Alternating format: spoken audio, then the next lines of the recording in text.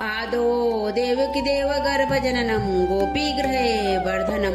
माया पूतना जीविताभरणं गोवर्धनो धारणं कंसाच्छेदं कौरवादिहननं कुन्तीसुता पालनम् एतत् श्रीमद्भागवत पुराण कथितं श्रीकृष्णलीलामृतं कस्तूरी तिलकं ललाटपटले वक्षस्थले कौस्तुभं नासाग्रे वरमौक्तिकं करतले वेणुकरे सुकङ्कणम्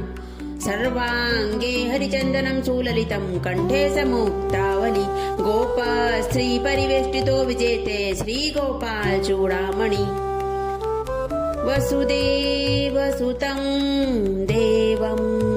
कंसचाणूरमर्दनं देवकी परमानन्दं श्रीकृष्णं वन्दे जगद्गुरुम्।